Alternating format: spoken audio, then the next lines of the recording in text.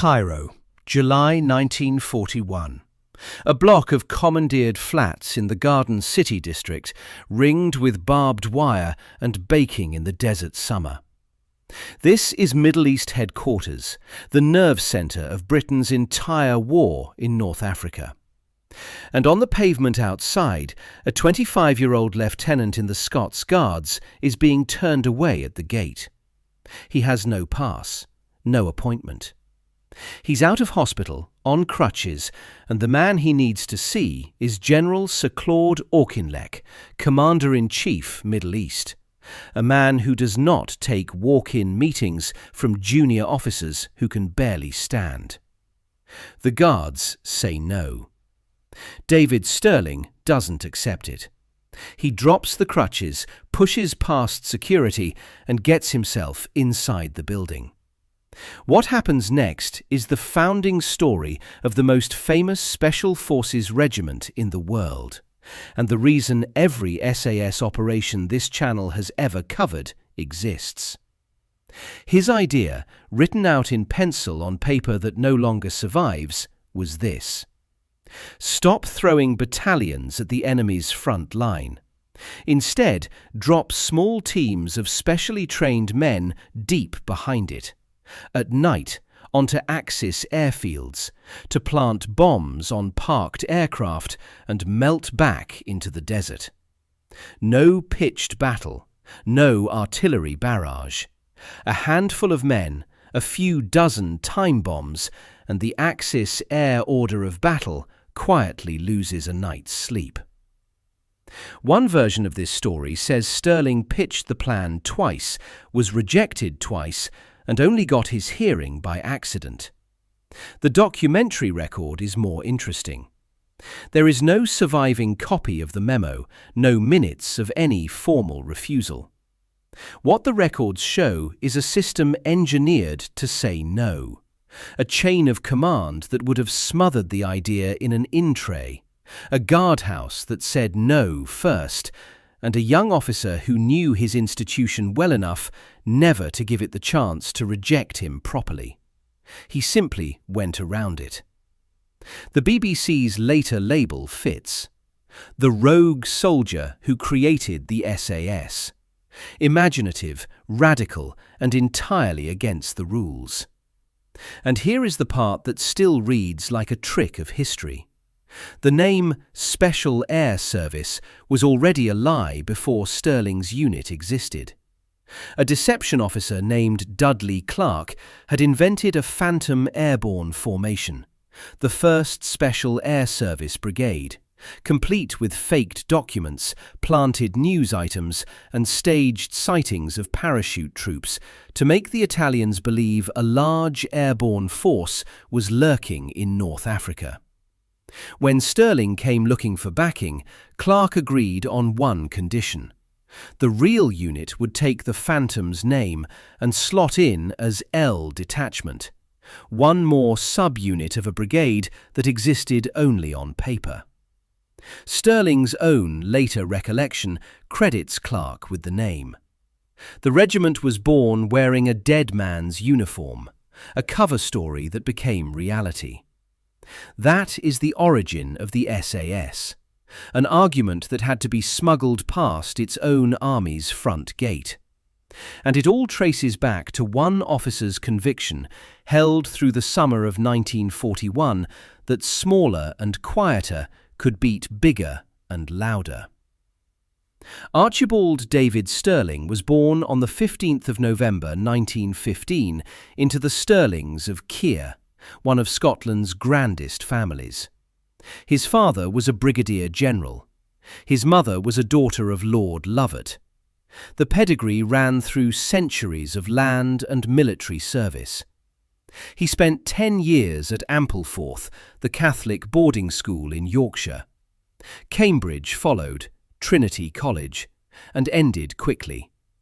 The master of the college presented him with a list of 28 transgressions and asked him to choose the 3 that would be least offensive to his mother. Stirling left without a degree, tried and failed to become an artist in Paris, and by the late 1930s was training for an attempt on Mount Everest, which no one had yet climbed. The reputation that followed him into uniform wasn't flattering. In the Scots Guards, he was known as the Giant Sloth, 6'6", reportedly lazy, prone to sleeping through classes. One account says he nearly got himself thrown out of the army for falling asleep in an officer's course. His brother remembered him as a prodigious sleeper who neglected his duties and gambled ferociously, often with poor card players like Randolph Churchill. The man who would create the most aggressive small unit fighting force in British history was, by every peacetime measure, a misfit. War intervened. He was commissioned into the Scots Guards in July 1937. When war broke out in September 1939, he came home. In June 1940, he volunteered for the newly formed No. 8 Guards Commando under Lieutenant Colonel Robert Laycock, part of a composite raiding force, Numbers 7, 8 and 11 Commandos, which became known as Lay Force. The unit sailed for the Middle East on the 1st of February 1941, was blooded in Syria at the Battle of the Litani River in June, and by the summer of 1941 was dissolving as a fighting formation. Lay Force was formally disbanded on the 1st of August 1941. Stirling, meanwhile, had volunteered for something entirely new: parachute training. There was no established British parachute school in the theatre, so he and a handful of others improvised, making experimental jumps from aircraft. The group included Jock Lewis, who jumped successfully. Stirling was the only casualty of that session. In June 1941, on one of those jumps, his parachute snagged on the tailplane as it opened. Stirling's own later account is understated. "My parachute, when it opened, was attached to the tailplane. I descended a good deal faster than my companions." He hit the ground at roughly twice the normal descent speed, couldn't move his legs, and was taken to hospital. The War Office's wording called it a contusion of the back. The popular story, that he broke his back and was invalided out of the army, is a compression. The true account is more important. He was temporarily paralyzed from the waist down. Doctors feared he might never walk again, and he was still in hospital when the concept of the SAS hardened into a written proposal. He recovered fully.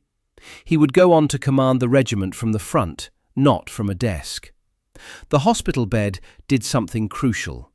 It removed him from the army at exactly the moment his commando unit was collapsing, and it gave him time to refine an argument that he and his fellow officers, particularly Jock Lewis, had been circling for months. Small, self-contained teams, operating far behind enemy lines, could do more damage to the Axis war machine than an entire conventional battalion pushing against the front. The neat version of the story, the wounded genius alone in a hospital bed, the lightning bolt revelation, is itself part of the myth. The historian Gavin Mortimer, in his biography of Stirling, argues that the hospital eureka moment never happened in the neat form in which it's usually told. Stirling and his lay force colleagues had been thinking about small, deep penetration raiding for months before the accident. Some accounts, again including Mortimer's, credit Stirling's elder brother Bill, an early Special Operations executive officer, with a hand in drafting the proposal that reached headquarters. The records are too thin to settle the division of credit. What isn't in dispute is that the man who walked into Middle East headquarters with the plan was David Stirling, and that the plan he carried was about to collide with an institution that didn't want to hear it. The argument itself wasn't romantic adventurism. It was supply chain mathematics. Here is what the desert looked like in 1941. The entire Axis war in North Africa, every tank, every shell, every ration, every litre of fuel, had to be shipped across the Mediterranean and landed at a handful of Libyan ports. Then moved forward, hundreds of miles, along a single east-west coastal road, the Via Balbia. There was no rail network worth the name, no alternative highway. One ribbon of tarmac, stretching from Tripoli toward the Egyptian frontier, through open desert that could kill a man with thirst as easily as any bullet. Tripoli, the only deep-water port in Axis hands, could unload roughly 45,000 long tons of supplies per month. The drive from Tripoli to Benghazi along the Via Balbia was about 400 miles, and Benghazi is only halfway to the front. Tobruk, the only deep-water port further east, had been under British siege since April 1941. So almost everything Rommel's forces consumed had to run that gauntlet of road and distance, and the arithmetic was unforgiving. A single German motorized division needed about 350 tons of supplies per day. Moving those supplies 300 miles forward required roughly 1,170 two-ton trucks, over and above the division's own transport. Between a third and a half of every gallon of fuel that reached Libya was consumed just moving the rest of the supplies forward. Rommel's own papers record that Tripoli stood more than 1,000 miles behind the front and described the coastal road as hopelessly jammed under the strain. Later analysis estimated that around 80% of Axis supplies still moved overland from Tripoli along that single road. Now add the air factor. It wasn't only tanks and trucks that had to cross the desert, it was aircraft and the fuel to fly them. Luftwaffe transport planes, Ju-52s, flew supplies forward to dirt strips scattered across eastern Libya, which made the airfields themselves part of the supply chain. Those fields were the softest targets in the entire Axis rear. Ain el-Ghazala, the main fighter base west of Tobruk, the Gambut complex east of it, 6 landing grounds in open desert, Martuba near Derna, El Adem and Sidi Rezeg beside the battlefields of November 1941. Dispersed, lightly defended, often without so much as a perimeter fence, they were packed with the most valuable machines the Axis possessed. What could the RAF do about them? Conventional bombing meant large formations, fighter escort, long sorties over defended territory, and weather alone could shut down flying for days. Attacking an airfield with ground troops meant diverting major formations from the tank battle across open desert against positions that could be reinforced in hours. The targeting of front lines was failing because the front line was precisely where the enemy was strongest. The long-range desert group had already proved the desert could be crossed and raided, running long-range patrols since 1940 and ambushing Axis convoys along the Via Balbia. Stirling's idea was an evolution of that, but sharper. Not reconnaissance, not convoy ambush. A dedicated campaign of airfield destruction, executed by very small teams with demolition expertise, inserted by parachute or by LRDG truck, striking and vanishing before dawn. Stirling later put the founding vision in his own words. In a 1987 BBC interview, he said the SAS had to be regarded as a new type of force to extract the very maximum out of surprise and guile. That was the whole doctrine in a sentence. Conventional armies traded mass for mass. Stirling's proposition was that surprise and precision could do the work of mass, that 4 men with time bombs could achieve what a bomber squadron couldn't guarantee in a week of sorties, at a fraction of the cost and with no friendly casualties. The target wasn't the enemy's strength, it was his logistics, the thin, stretched throat of the Axis supply line. The small team compact was explicit. Ben Macintyre's authorised history of the regiment records Stirling's own framing. If one of us fails, the other may be lucky. 4 men, mutually dependent, each expected to think for himself. It was a model of warfare the British Army had no category for. Strategists would later call this asymmetric warfare. In the summer of 1941, it was just a junior officer's pencil scribble with no place in official doctrine. That was the problem Stirling had to solve before he could solve anything else. So, on crutches, in July 1941, he decided to bypass the chain of command entirely and go straight to the top. The account that survives comes from Stirling's own later retellings. Dropped at the gate, he forced his way in, blundered into the office of an officer he had previously quarrelled with, retreated, and finally found himself in front of Major General Neil Ritchie, the Deputy Chief of Staff, a man whose family had once shot grouse with Stirling's father. One regimental history describes Stirling bursting into Ritchie's office, insisting he had vital business and thrusting his pencil-written memorandum into the general's hand. There is no transcript of that meeting, no diary entry, no minutes recording what was said, which matters because it has become the most retold scene in SAS history. The details, the crutches abandoned at the gate, the wrong door, the collision with a man he had quarrelled with, rest on Stirling's own later accounts and the historians who interviewed him. What is documented is the outcome. According to the account in Gavin Mortimer's Stirling's Men, Ritchie's reported reaction was, "This may be the sort of plan we're looking for." He took the proposal to Auchinleck, who liked it.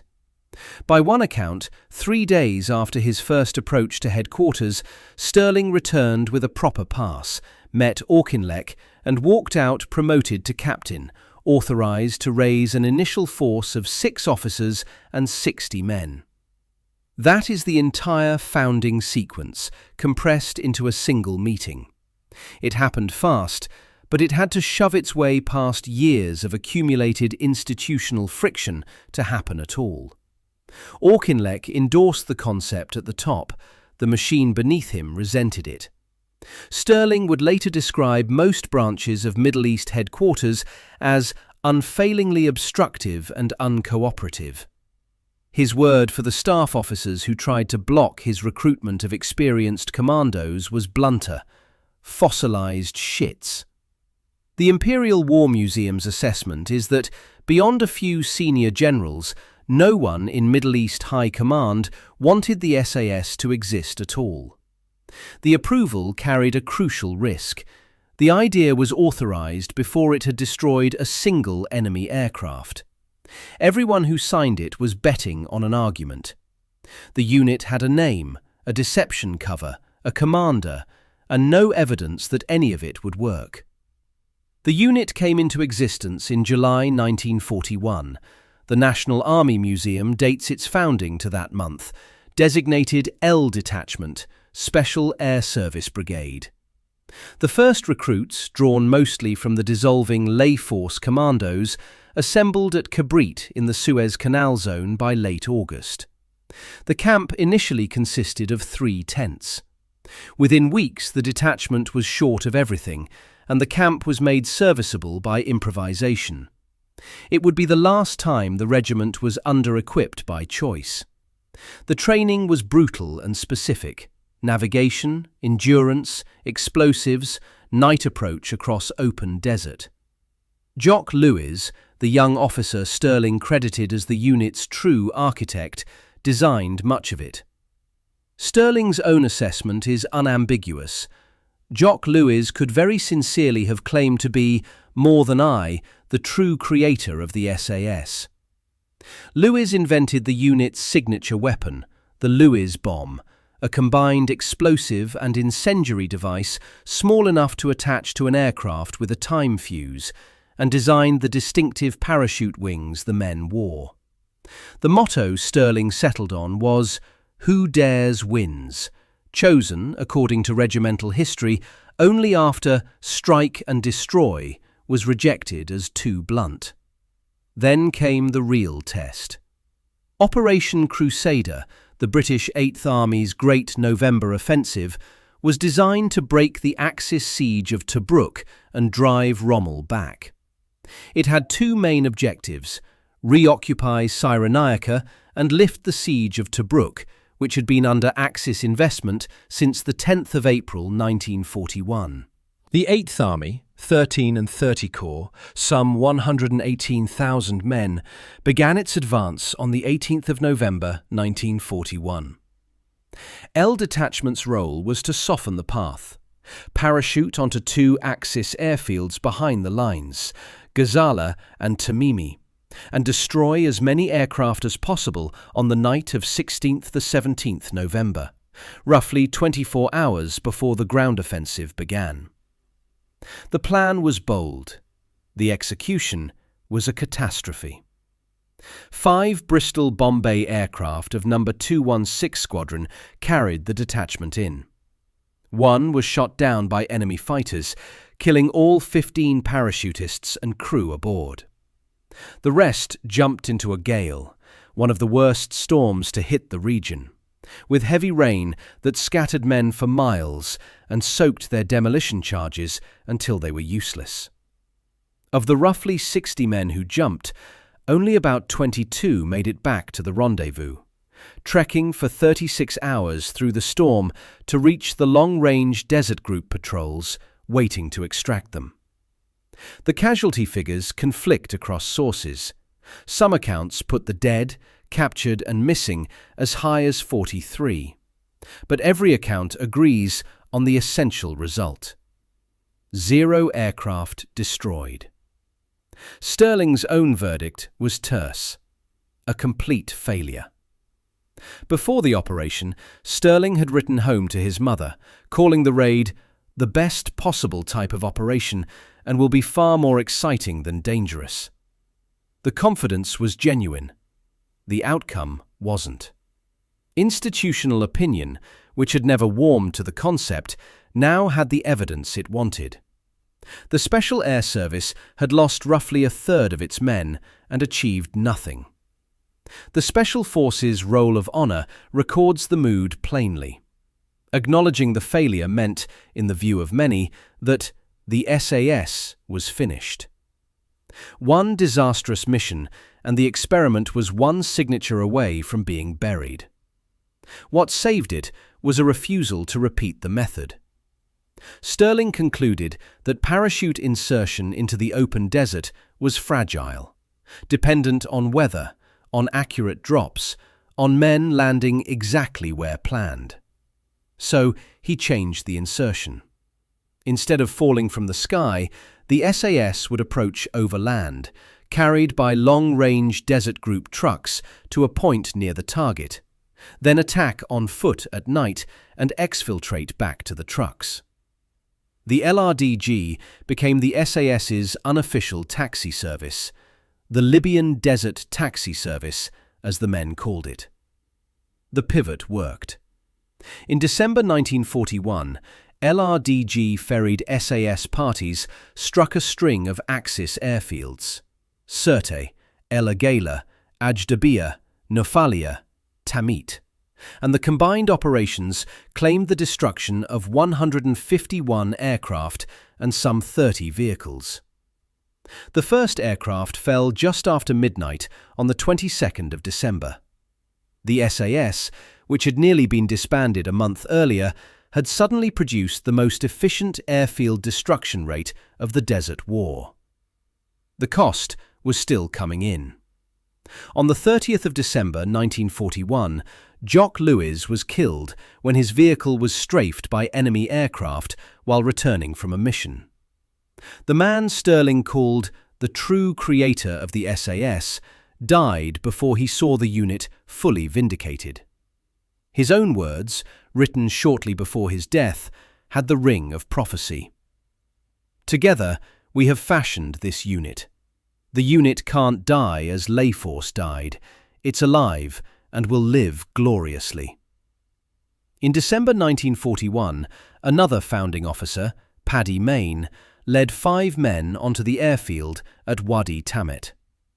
Mayne, a 6'3" Irish rugby international and amateur boxing champion who had joined under a cloud after assaulting a superior officer, filed a report with the flat precision of an expense claim. Bombs were placed on 14 aircraft. 10 aircraft were damaged by having instrument panels destroyed. Bomb and petrol dumps blown up. By the end of the war, Mayne's personal tally of destroyed aircraft would pass 100. Through the first half of 1942, the SAS kept destroying aircraft at a rate conventional forces couldn't match. At least 143 more Axis machines between January and June. The signature operation came on the night of 26 to 27 July 1942. Stirling led a jeep-mounted force across the desert to Sidi Hanesh airfield. The convoy drove straight onto the landing strip in the dark, machine-gunning aircraft and fleeing crews. The number of aircraft destroyed varies by account, between 25 and 40. All accounts agree on the essential fact: it was the most successful airfield raid of the Desert War. One night, dozens of aircraft. The small team doctrine, refined by experience and delivered at scale.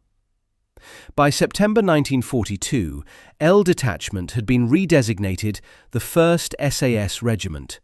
4 British squadrons, a Free French squadron, a Greek squadron, and the Special Boat Section folded in. Stirling, promoted to Lieutenant Colonel, was awarded the DSO on the 24th of February 1942. In the 15 months before his capture, the SAS destroyed over 250 Axis aircraft on the ground, plus supply dumps, railways, telecommunications, and hundreds of vehicles. The Germans, who had no equivalent force, couldn't pin the raiders down. He came to be nicknamed the Phantom Major, an attribution to Field Marshal Rommel that appears throughout regimental history but can't be traced to a verifiable primary source. The name stuck because the destruction was real. Field Marshal Montgomery, who later commanded in the desert, is widely reported to have said, "The boy Stirling is quite mad, quite mad. However, in a war there is often a place for mad people." Those words, too, can't be verified as contemporaneous, but they capture exactly how the establishment had come to regard its unmanageable genius. The legend caught up with Stirling in January 1943. Determined, one regimental history calls it willful, to lead the 1st 8th Army Patrol into Tunisia, he was captured by German forces near Gabez. He escaped and was recaptured by the Italian 3 Armoured Group, which took considerable pleasure in the embarrassment this caused its German allies.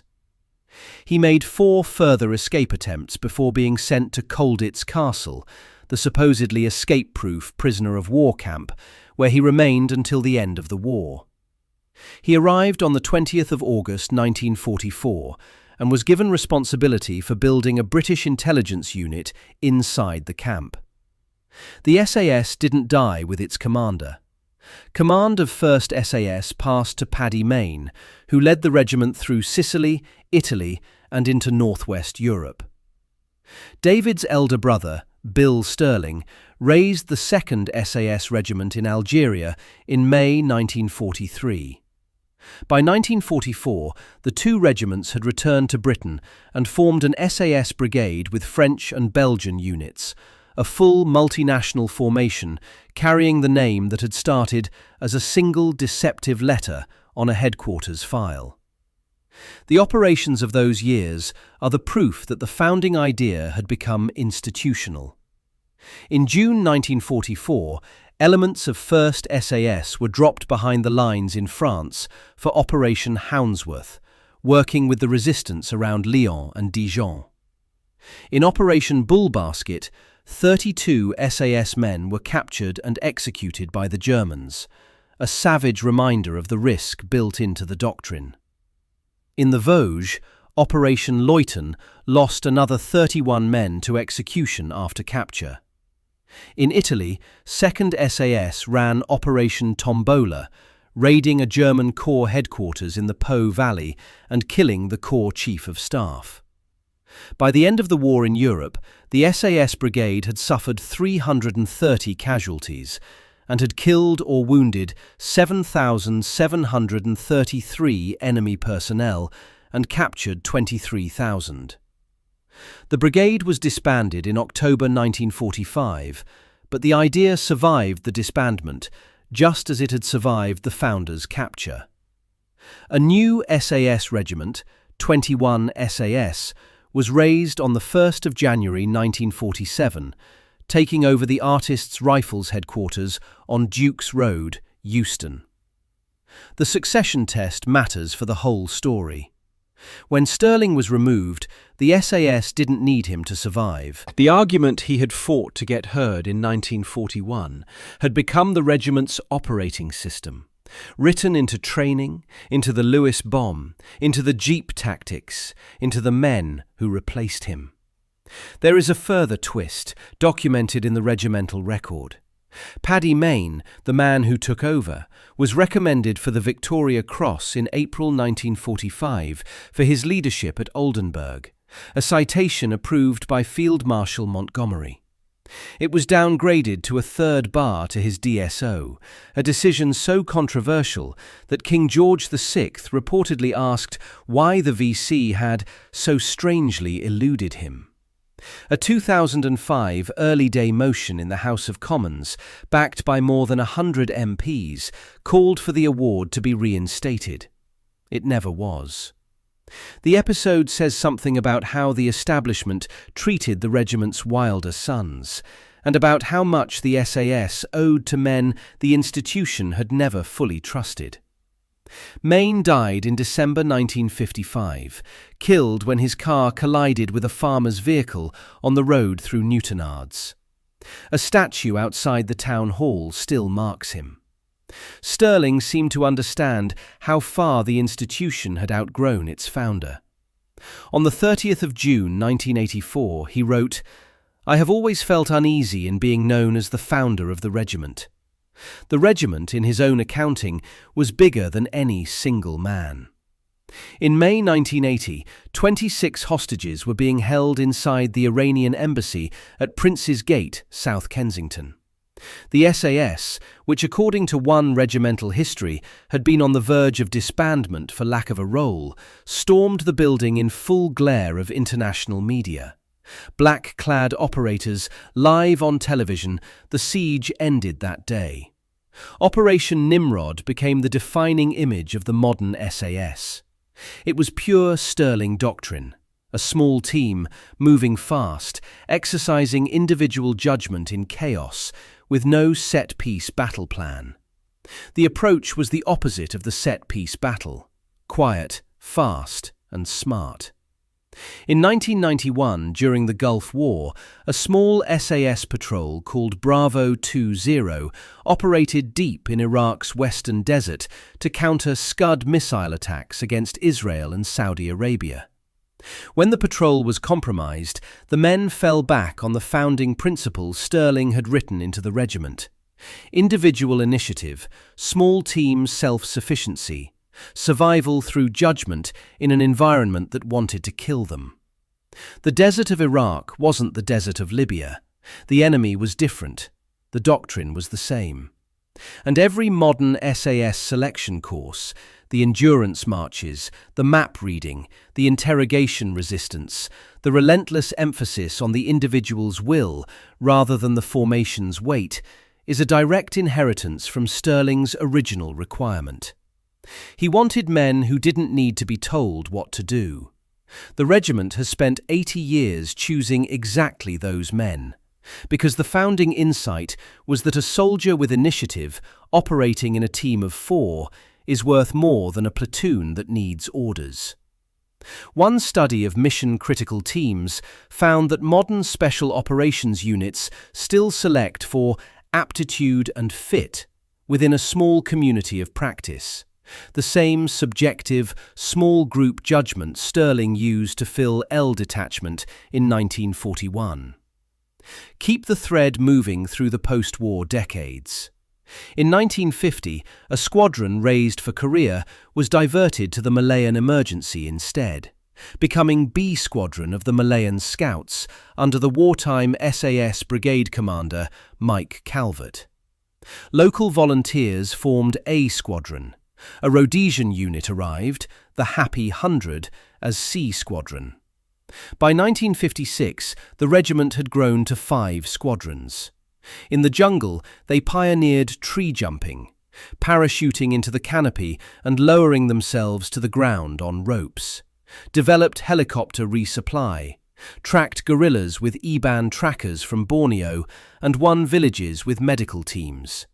The same doctrine adapted to a new terrain. In 1982, the Falklands War put the SAS back in its original element, raiding behind enemy lines, at the cost of 20 men killed in a single Sea King helicopter crash.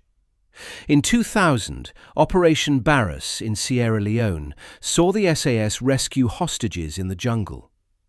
In the decades between and since, Oman, Borneo, Aden, Northern Ireland, Afghanistan, Iraq.